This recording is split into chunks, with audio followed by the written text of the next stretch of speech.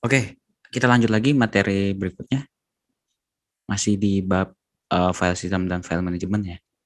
Nah, di file system dan file management, kalau misalkan kita mau memanajemen sebuah file, itu ada wildcard ya. Jadi wildcard ini ada di Linux adalah suatu simbol ya, dan atau sekumpulan simbol yang mewakili karakter lainnya. Ini dapat digunakan untuk menggantikan karakter atau karakter lain dalam sebuah string. Dalam artian gini deh, kalau misalkan teman-teman ingin membuat sebuah file atau directory di dalam Linux, misalkan jumlah filenya itu ada 10 file. Ya, jumlah filenya itu misalkan ada 10 file. Nah, gimana caranya teman-teman mau buat file tersebut? Kalau misalkan teman-teman buatnya satu persatu, pakai touch ya, touch file 1 sampai file 10 itu kelamaan ya. Itu kelamaan buat 10 file tersebut.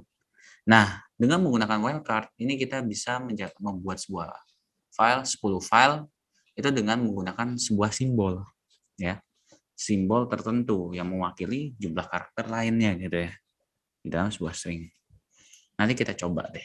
Nah, pertama ada karakter asterisk atau bintang, ya. Karakter bintang. Ini merepresentasikan 0 atau semua karakter, gitu ya. Kemudian ada karakter tanda tanya. Ini merepresentasikan single karakter nanti. Ya. Kemudian ada tanda branch gitu ya. Tanda kurung kurawal. Itu merepresentasikan range sebuah karakter. Sebagai contoh kalau yang asterisk misalkan ada 10 files. Nah, file 1, file 2 gitu ya. Nah, karakter 1 sama 2 ini bisa digantikan dengan tanda asterisk ya. Jadi file asterisk. Nah, ini artinya 1 dan 2 karakternya ini udah termasuk ke dalam asterisk ini. Gitu ya. Kemudian ada tanda apa namanya ini? Tanda tanya. Kalau tanda tanya sama kayak gini juga. Misalkan file 1 dan file 2-nya ini sama file 2 ya. Terus ada file 1.txt gitu. File 1. Ada ininya ya, ada formatnya txt. Kemudian sebelah sini juga ada file 1. File 2 ya, sorry, file 2.txt. Nah, kalau misalkan teman-teman menggunakan tanda asterisk, nantinya semua file ini masuk ke dalam representasi si asterisk ya, yang menandakan 0 atau semua karakter. Tapi di sini kalau misalkan kita hanya merepresentasikan single karakter, misalkan kita hanya mau ngambil yang file ada format .txt-nya.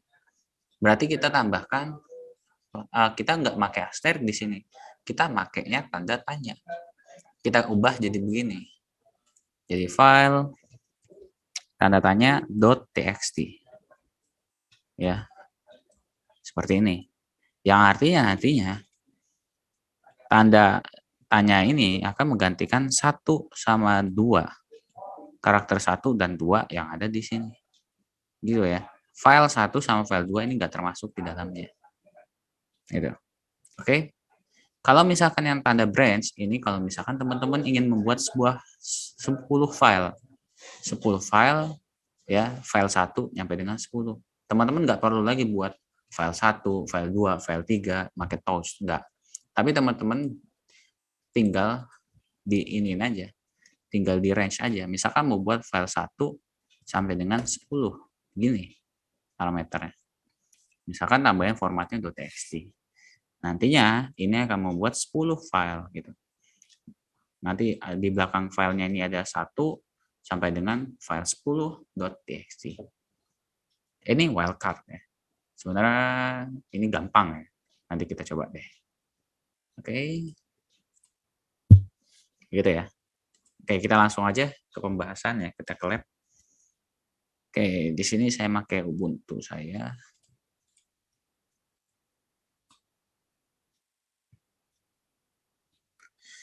Ubuntu saya masih ada contoh sama file 2.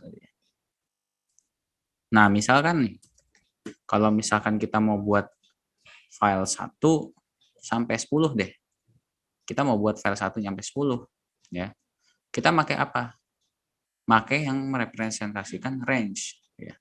Tanda kurung kulawat. Jadi gini, touch file 1 file 1.10.txt. Nanti dia akan membuat, nah seperti ini, file 1, file 2, file 3, file 4, 5, 6, 7, sampai dengan 10.txt. Gitu ya. Jadi kita nggak manual lagi, touch file 1, touch file 2, touch file 3, itu nggak lagi seperti itu. Jadi begitu cara pakai range ya. Oke, kemudian kita lanjut lagi. Kalau yang untuk merepresentasikan single karakter nih. Ya. Kalau yang single karakter gimana? Kalau yang pakai tanda asterik gimana? Kita coba lagi. Nah, misalkan di sini saya buat lagi touch file tapi nggak pakai txt. Saya buatnya 3 file aja. ls. Nah, ada yang file 1, file 2, file 3 tanpa format .txt, ada yang pakai format txt 1 sampai 10. Oke. Nah, sekarang saya coba nih kalau yang merepresentasikan single karakter ya. Kalau yang merepresentasikan single karakter gini, ls misalkan file tanda tanya .txt. Nah, kalau ini yang nggak pakai txt, dia hanya spesifikasinya ke file 1, file 2, file 3. Tapi kalau misalkan mau yang pakai txt, ini. Nah, dia hanya menampilkan yang file karakternya apa, terserah ya. Karakternya ini dia akan menginclude semua karakter. Gitu. Dia akan mewakili semua karakter ini. 1 sampai 9. 1 sampai 10 kalau nggak salah ya. 10 gitu. Kalau yang file aja ini juga mewakili 1, 2, 3 gitu ya. Akan diwakili oleh tanda tanya tersebut. Ya, jadi begitu. Misalkan teman-teman nanti pengen menghapus banyak file ya, pengen menghapus yang file aja nggak pakai format .txt ya tinggal dihapus saja rm file tanda tanya. Nanti akan menghapus ketiga file tersebut. Misalkan gini, kita action contoh nyata ya. rm min r rm file tanda tanya. Nanti dia akan menghapus file 1, file 2, file 3. Ya. Seperti itu. Di sini saya buat lagi.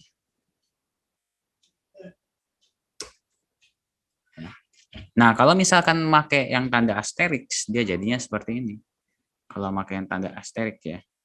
Tanda asterix dia akan menginclude semuanya gitu. Misalkan ls file tanda asterix.